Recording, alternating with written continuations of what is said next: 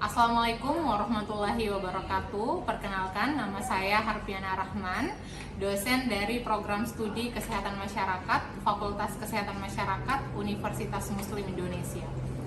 Sebagai dosen, saya menjalankan kewajiban Tridharma perguruan tinggi, salah satunya adalah pengajaran.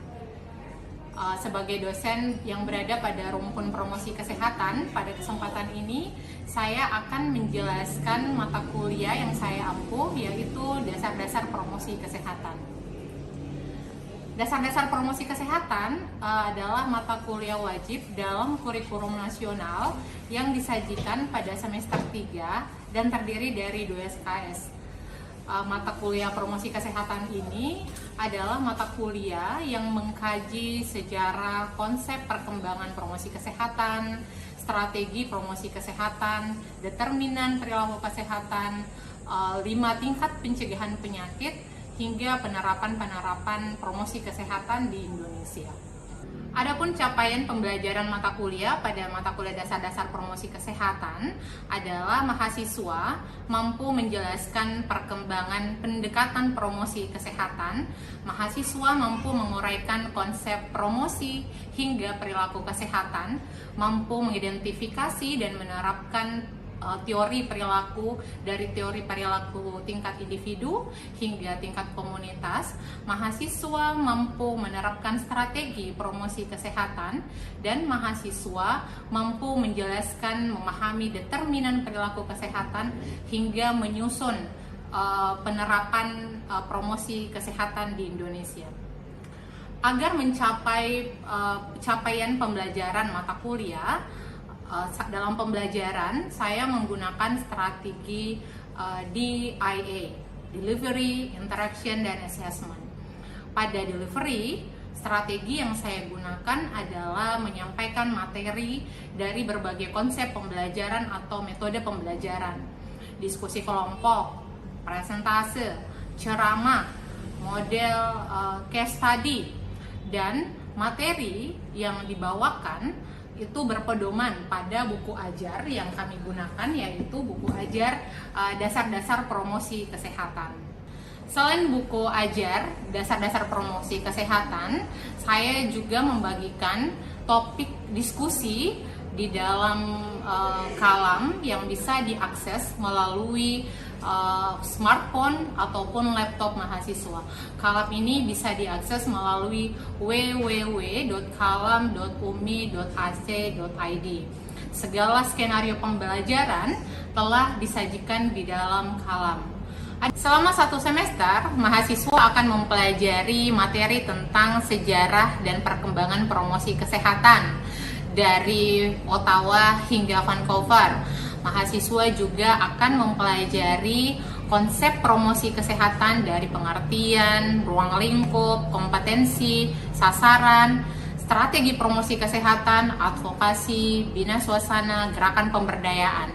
Kemudian, mahasiswa juga akan disajikan materi tentang tingkatan program pencegahan penyakit, determinan perilaku kesehatan, kemudian teori-teori perilaku kesehatan dari individu hingga komunitas, dan materi-materi tentang penerapan dari promosi kesehatan yang ada di Indonesia. Kemudian yang kedua, strategi yang kedua adalah interaction. Interaction adalah proses yang saya bangun atau hubungan yang saya bangun bersama mahasiswa selama proses pembelajaran 1 semester. Dalam proses pembelajaran, saya berusaha untuk membangun pembelajaran yang aktif dan partisipasi bersama mahasiswa melalui komunikasi 2 arah, tanya jawab, diskusi selama proses pembelajaran. Adapun yang ketiga adalah proses assessment, adalah strategi penilaian yang saya terapkan. Penilaian ini dilakukan untuk mengukur kemampuan mahasiswa selama mengikuti proses pembelajaran melalui penugasan. Penugasan ini juga berdasarkan rubrik penilaian yang telah disajikan di dalam RPS.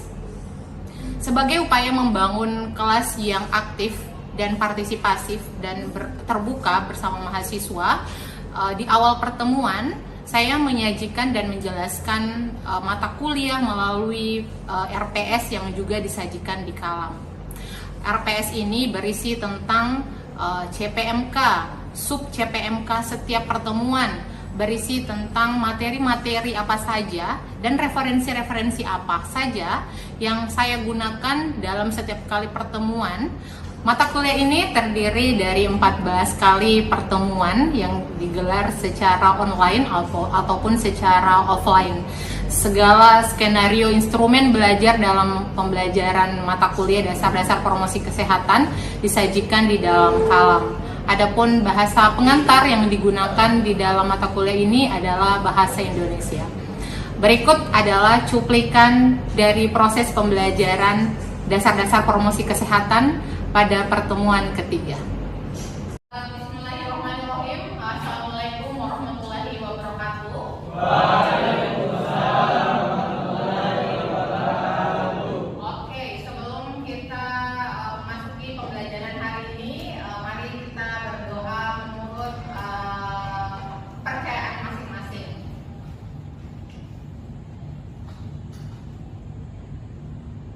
Oke, baik. Silakan dibuka kalamnya seperti biasa. Silakan teman-teman membuka kalam. Ya, selamat datang di pertemuan ketiga ya. Kita sekarang masuk di pertemuan ketiga dari mata kuliah dasar-dasar promosi kesehatan. Oke, sebelum masuk di pertemuan ini, apakah ada yang sudah membuka kalamnya? Ada yang sudah membuka kalamnya deh? Oke, pada kali ini apa yang akan kita diskusikan sama-sama? Apa yang akan kita pelajari dari mata kuliah pertemuan ketiga ini dasar-dasar promosi kesehatan?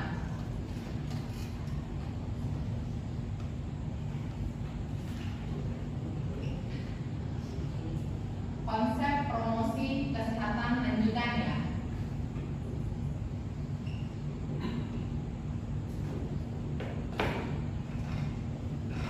Oke, jadi teman-teman silakan coba lihat di kalam. Di kalam kita akan membahas tentang ruang lingkup, tentang kompetensi dasar yang ada pada promosi kesehatan. Pada kesempatan ini, capaian atau tujuan pembelajaran seperti yang ada pada RPS, diharapkan teman-teman setelah mengikuti pertemuan ketiga ini, kalian mampu memahami, mampu menjelaskan dengan baik dan tepat apa saja ruang lingkup, kerangka kerja, kompetensi inti dalam promosi kesehatan, mengetahui apa kompetensinya yang kita lakukan di promosi kesehatan, serta mengetahui apa saja ilmu-ilmu yang ada di promosi kesehatan. Apa saja ilmu yang digunakan pada saat teman-teman mau belajar promosi kesehatan, apakah kita menggunakan ilmu perilaku atau ilmu sosiologi. Nah, kita akan membahas ini. Nah, di dalam mata pembelajaran ini ya, saya rasa teman-teman sudah memiliki buku ajar. Silakan juga dimanfaatkan buku ajarnya. Lihat pada bab yang mempelajari tentang konsep ruang lingkup, kerangka kerja dan kompetensi inti dari promosi kesehatan itu sendiri. Di kalam juga sudah tersedia ya resume materi kita yang akan kita bahas. Nanti buku ajarnya yang akan melengkapi dari materi yang akan kita sampaikan.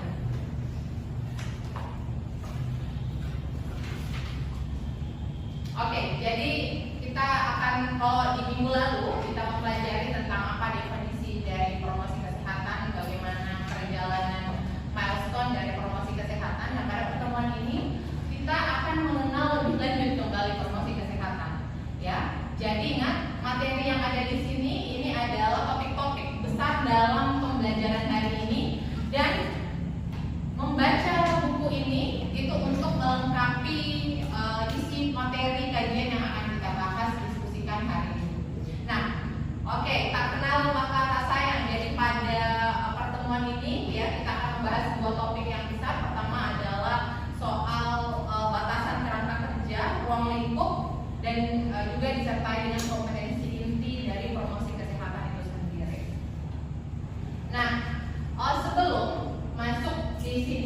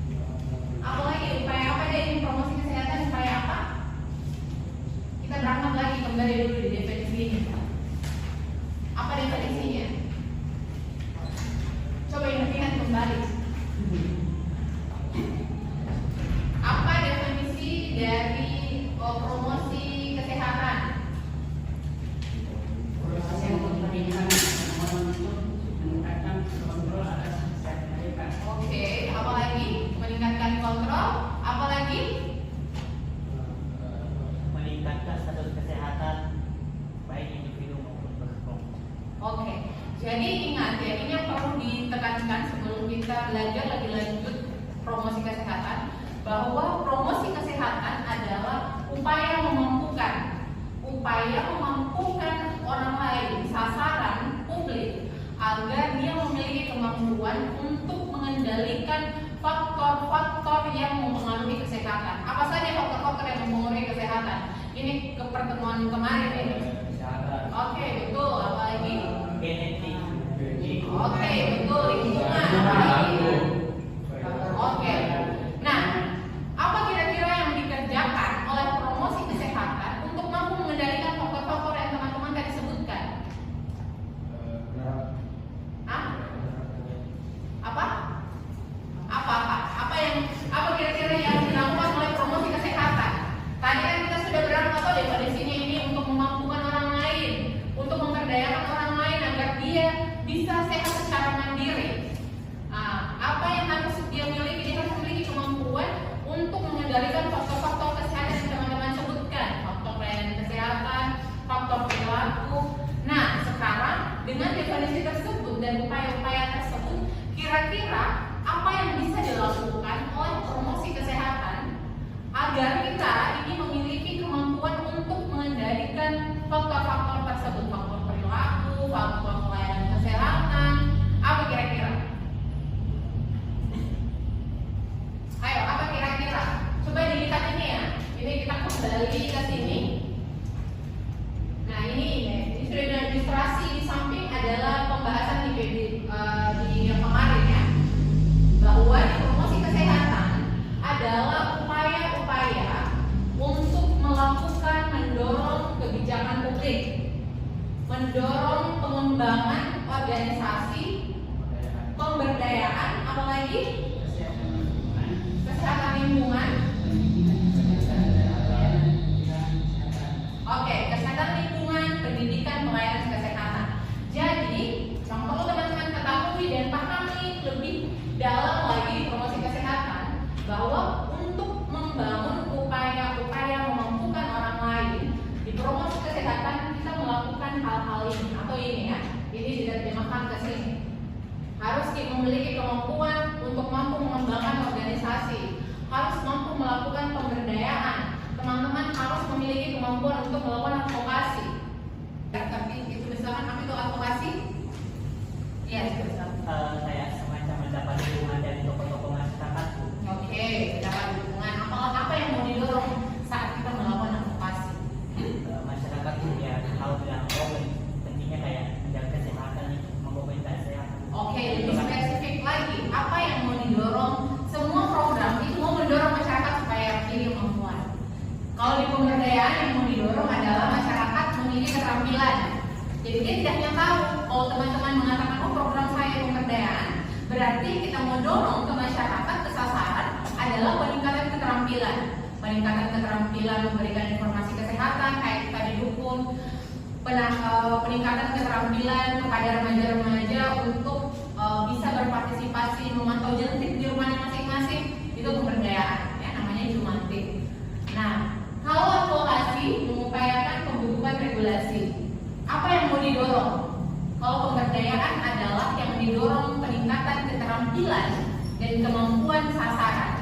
Kalau advokasi, apa yang didorong? Apa yang mau diadakan kalau di advokasi? Apa? Oke, betul sekali. Bagian apa produknya? Setelah mempengaruhi pemangku kepentingan, apa luarannya? Apa yang akan bentukannya? Regulasi ya. Jadi yang kita mau dorong dalam advokasi adalah mempengaruhi kebijakan publik. Mempengaruhi kebijakan publik, luarannya atau produknya itu adalah peraturan. Jadi misalnya kita mau dorong di sini kawasan tanpa asap rokok, ya, KTR. Nah, kalau misalnya mau didorong KTR, kita melakukan program kerja-kerja. Kalau teman-teman mau mendorong adanya KTR di sini, apa yang akan kita lakukan? Kerja-kerja apa namanya? Oke, advokasi. Nah, yang kita mau dorong di advokasi adalah misalnya mempengaruhi pengambilan di fakultas. Siapa pengambil kebijakan di fakultas? Oke, setelah bagaimana teman-teman melakukan upaya-upaya mempengaruhi ini Ibu Dekan supaya dia mendukung gerakan KTR? Apa kira-kira skenario-nya? Ya? Ditanya tentang bahaya tentang rokok dengan asapnya. Oke, atau proses apa namanya itu kalau kita berbincang ada mau diminta sesuatu kemudian kita ada negosiasi, betul sekali. Nah, setelah ada negosiasi advokasi, apa yang mau dibuat supaya tercipta ini KTR? Oke, betul, peraturan. Jadi produk dari advokasi ya. Jadi ini tadi kerangka kerjanya ya, ada pemberdayaan, kemudian advokasi. Nah, ini pemberdayaan itu apa ini? Pemberdayaan peningkatan. Oke, betul, keterampilan. Kemudian advokasi apa yang mau didorong? Peraturan ya. Peraturan. Kemudian yang ketiga apa ini? Oh, ini yang paling sering ya. Ini sudah jelas penyuluhan, ya, sosialisasi. Nah, ini sering. Adakah di sini yang sudah pernah melakukan sosialisasi praktek-praktek? Apa deh? Oh, PHBS. Di mana? Di mana? Wah, kalian ke sana dalam rangka apa deh? Maksudku tugas atau BEM atau apa? Oh, keren. Ya? Oh, memang jadi ke sana. Oh, kita bisa. Nah, itu sebetulnya saya tidak dengar ya, padahal itu bagus sekali itu program harusnya. Dia juga berkorelasi dengan Kodingaring kan masuk salah satu daerah dengan akses pelayanan terbatas karena harus ke. Jadi waktu kemarin ibu saya kan lulus di dosen Merdeka Belajar. Dampinganku sebetulnya adalah mahasiswa yang ke sana, mengajar ke sana. Tapi karena waktu itu musim hujan terus dianggap berbahaya sama dinas pendidikan, jadinya dibatalkan karena akses ke sana itu menyeberang orang. Bisa katanya cantik ya deh. Oh, kalian berapa orang di sini yang pasang apa yang kalian sampaikan? Ya. Oh, bagaimana caranya teman-teman menyampaikan? Siapa sasarannya? Anaknya. Oh, oke. Apakah kalian melakukan pengukuran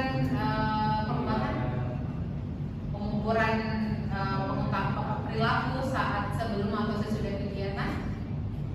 Apa efeknya? Iya. Tercapai di tujuannya, tercapai nih. Ya, jadi biasanya di promkes itu sebelum sosialisasi kita mengukur juga ya, apakah ada perubahan melalui kegiatan tersebut lewat pembagian angket. Nah, ini penyuluhan adalah program yang paling populer di promosi kesehatan. Sampai di sini teman-teman ada yang mau ditanyakan terkait bidang ilmu? Ini ruang lingkup promosi kesehatan pada aspek pelayanan. Promosi kesehatan pada tingkat promotif didapatkan di mana? Teman-teman biasanya mendapat layanan promotif itu di mana? Di mana? Di mana deh biasanya teman-teman mendapatkan tingkat layanan promotif? Oke, puskesmas. Puskesmas, kalau pengalamannya kalian di puskesmas, pelayanan apa yang kalian dapati?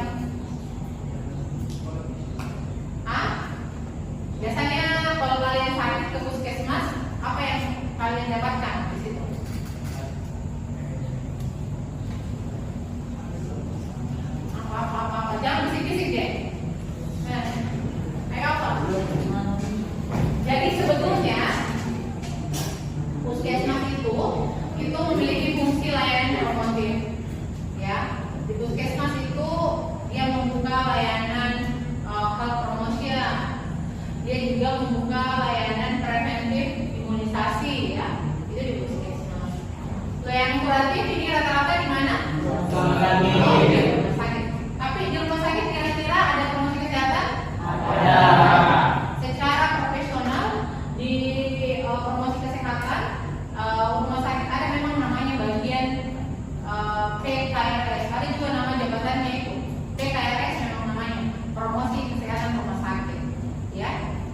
Ini kerjanya yang membuat menyusun bagian informasi terkait isu-isu kesehatan yang ada di rumah sakit. Biasanya isu-isu kesehatan yang ada di rumah sakit itu diambil dari 10 penyakit terbanyak yang ada di rumah sakit tersebut. Itu biasanya yang kemudian diolah menjadi isu promosi kesehatan. Oke ya, seperti itu untuk berdasarkan aspek layanan. Kemudian ruang lingkup promosi kesehatan berdasarkan tempat. Nah, ini untuk menjawab di mana saja ada promosi kesehatan. Jadi promosi kesehatan ini mengatur dari rumah tangga. Jadi teman-teman jangan berpikir bahwa promosi kesehatan ini hanya ada di sekolah, di tempat kerja, di tempat umum, di institusi pelayanan kesehatan, di industri, bukan hanya saja tetapi di rumah tangga juga. Jadi promosi kesehatan juga mengatur PHBS rumah tangga. Jadi ada namanya promosi kesehatan pada tatanan keluarga. Jadi kita mengintervensi bagaimana di keluarga itu ibunya kalau dia hamil dia asupan gizinya cukup, kalau ada bayi anaknya ini imunisasi lengkap, ya seperti itu. Jadi ada memang PHBS target-target promosi kesehatan yang harus diupayakan promosi kesehatan pada rumah tangga. Jadi kita mengatur ternyata promosi kesehatan dari rumah tangga sampai pada layanan institusi. Jadi bukan hanya ini ya, bukan hanya di tempat kerja, di tempat umum, di pelayanan kesehatan teman sekolah, di kampus, tapi di rumah tangga itu sudah masuk di situ. Di sini menjelaskan, silakan teman-teman juga ya. Sepertinya sudah bisa dibuka. Kalian jawab di sini, ya. Jadi ini sama dengan skenario penugasannya sama yang ada di buku, tapi teman-teman hanya mau menjawab ini saja. Berikan contoh 4 penerapan 4 tingkat pencegahan penyakit dalam perspektif kesehatan masyarakat dengan akses layanan terbatas. Jadi teman-teman silakan coba mencari kembali kira-kira program kesehatan apa yang bisa, program promosi kesehatan apa yang bisa diterapkan pada daerah-daerah yang susah dijangkau tempatnya. Ya, tadi bisa ada sudah tadi contoh yang dikasihkan temannya di Kodingaren, itu boleh. Yang tadi lewat video ini juga boleh ya. Coba teman-teman silakan dicari 4 ya. Kalian coba pikir-pikir, manfaatkan yang ada di Google, cari di situ, baca dulu. Kemudian menurutmu apa kompetensi inti dari promosi kesehatan? Silakan dibuka kalamnya, coba dibuka kalamnya. Dibuka kalamnya. Saya kasih waktu 5 menit untuk teman-teman bisa menjawab itu di kalam. Nanti coba saya monitoring di sini ya. Iya, nggak usah ini menjadi tugas ininya. Buka di kalam deh. Ini buka di kalam, saya coba buka di kalam. Sudah ada yang baru satu yang sampai. Tugas yang ini, penilaian tugas ini nanti akan di asesmen di sebelum pertemuan masuk ke pertemuan selanjutnya ya. Jadi kalian bisa nanti lihat respon tugas itu di bagian feedback nanti dari saya.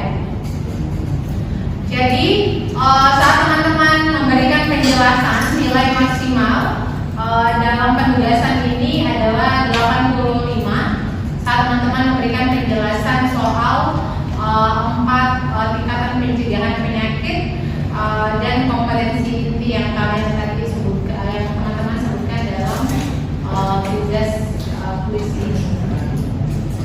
Nah selanjutnya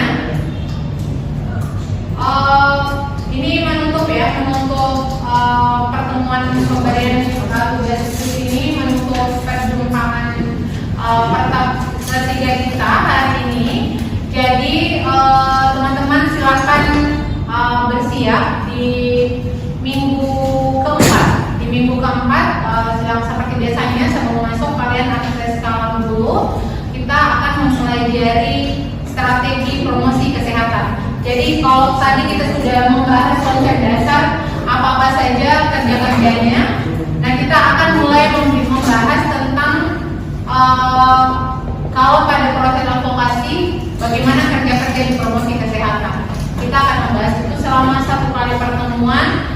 pertemuan keempat.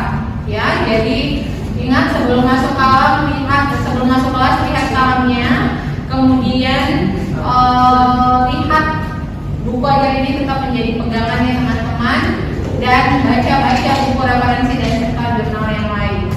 Baik, sebelum saya tutup pertemuannya, apakah teman-teman memiliki pertanyaan terkait kelas atau yang mau disampaikan? Sudah tidak ada lagi? Oke, jadi apakah kelasnya sudah bisa ditutup? Oke, baik, kalau begitu terima kasih banyak atas partisipasi teman-teman satu untuk mata kuliah dasar-dasar promosi kesehatan pada pertemuan ketiga. Kita akan berjumpa lagi pada pertemuan keempat dengan topik strategi promosi kesehatan advokasi. Sampai jumpa di minggu depan. Assalamualaikum warahmatullahi wabarakatuh. Waalaikumsalam.